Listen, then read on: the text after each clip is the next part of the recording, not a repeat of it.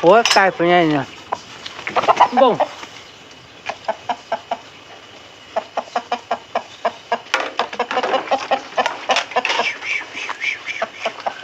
เจ้าอยากไปยุ่งคุณกระปูไปทางไหนมึงเนี่ย ไม่ไป ไปวะ ไปกับไป ข้ามมึง เจ้าเอาเลยเบรกเดือยผมมีเสียงตอบรับเว้ย ลองนั่งก่อนจ้ะ เอาห้องน้ำจะเสียงจะได้อยู่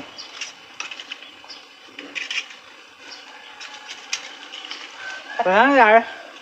ลงกันนอนกันเกิดแหละ เออ ได้ก็ได้กับมัน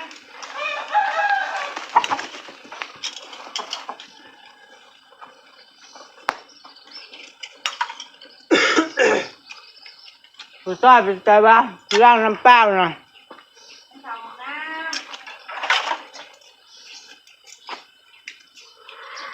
เปิดเลยปะ ฮะ เปิดแล้ว ปวดใจโดน โอ้โห ต้องหายไก่ ใกล้จะมีแต่เที่ยวข้างบน นี่จะวนคนบ่ บริยานคนเนี่ย เคยกินข้าวมั้ย เลี้ยงใช้คน ไก่ตีหมอด้วยนี่นะ เขามาเวียนเอา ไก่ตีหมอเหรอ เดี๋ยวแผลกันลงหมอ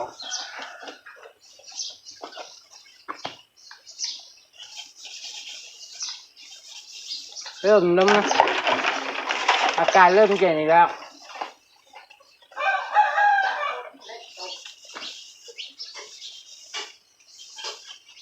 ใช่ไหมเอาพอดี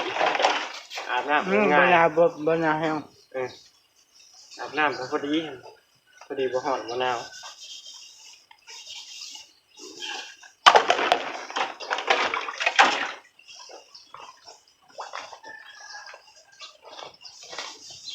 หนาวแต่หนาวโผล่แล้ว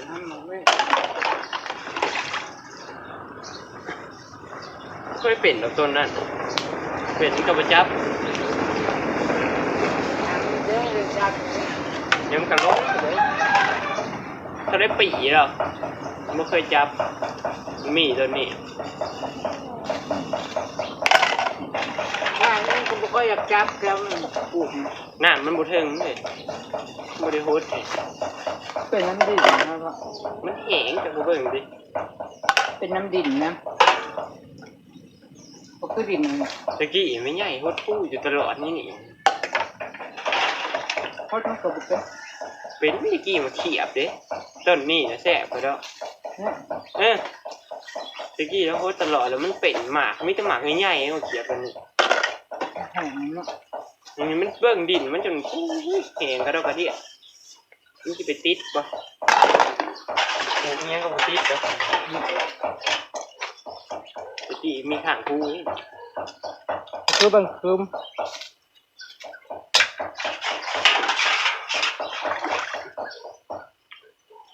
บางคืมมันปลูกงั้นงั้นก็ติดดินข้าวซุ่มฮะ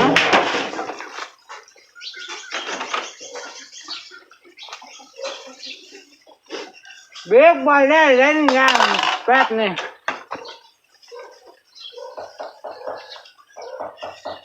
ก็เป็นเงี้ยเสียงไปสิ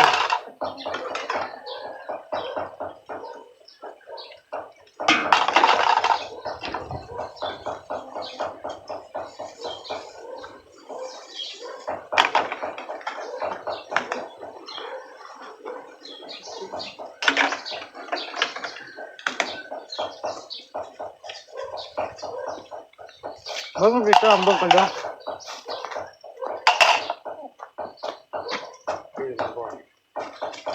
เยอะแล้ว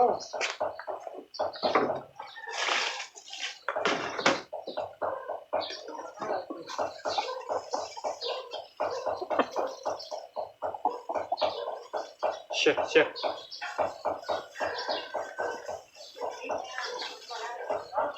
หมอเปิดใส่ให้นี่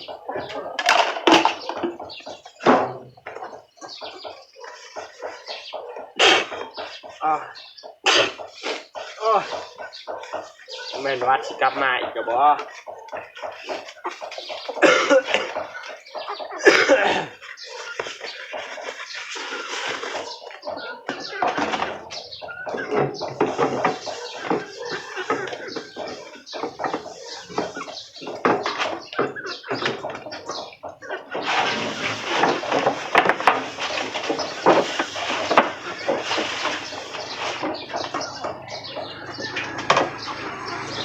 เชื่อเชื่อเชื่อเชื่อเชื่อไก่กับวนขนาด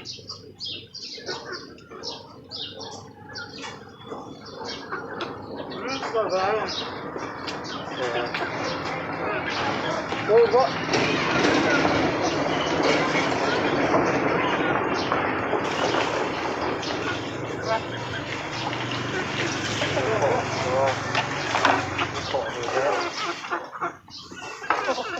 พอแล้ว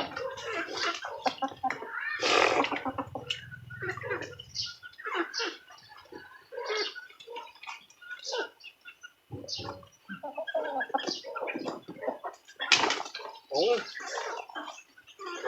ลายลิเชื่อ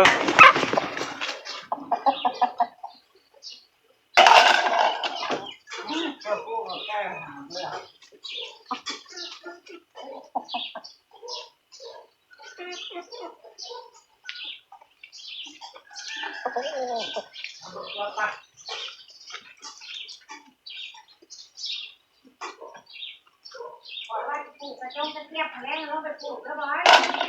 ฮะ เราทั้งหมดว่าจะปลูกกระเทียบแรงเราไปปลูกก่อนนะให้เจ้าว่าจะปลูกแล้วเราเชื่อไงจะได้นะเราปลูก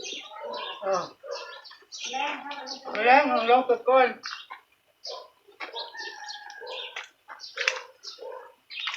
วันก็บริอยู่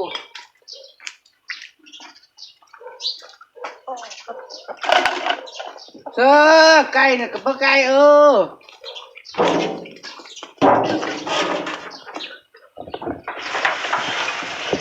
รถบ่อยไปส่งมันบ่อยร่างรถสุดยอด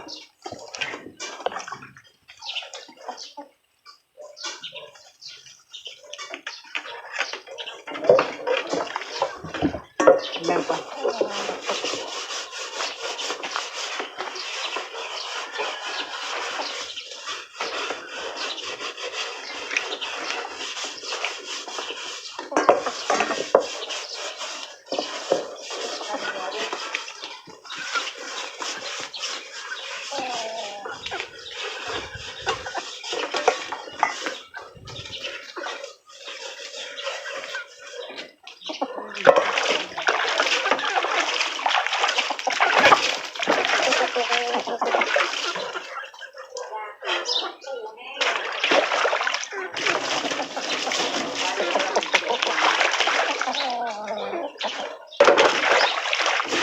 ไปลงถุงลงขา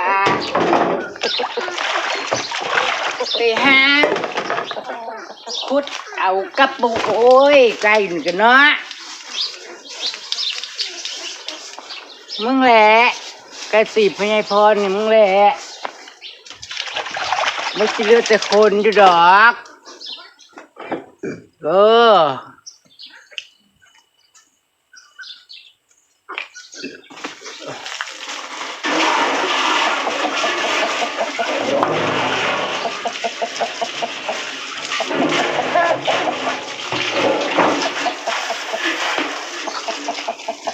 เชอ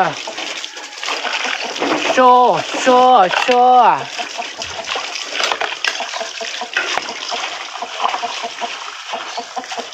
โช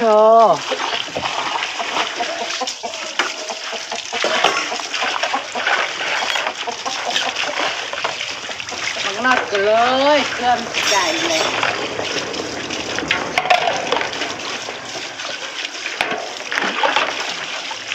นัด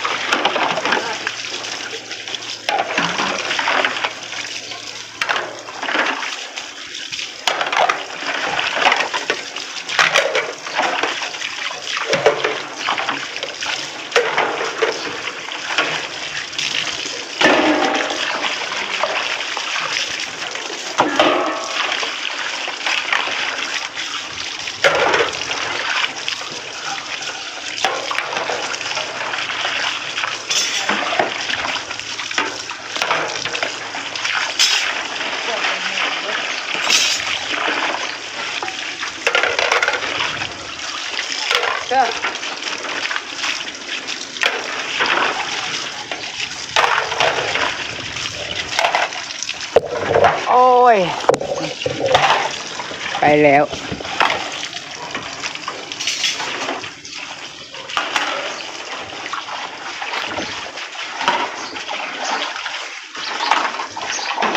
มันบ่มาให้กวนเลยก่อยเว้ยมันบ่ยอมมาให้กวนเลย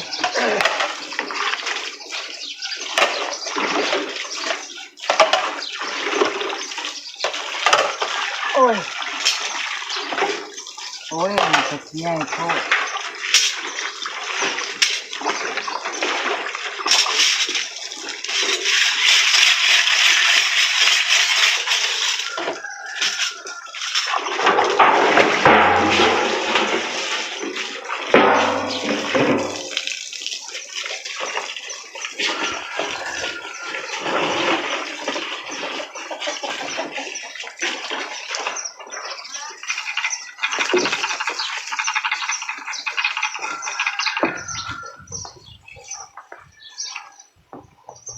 จะให้ปกลงไหม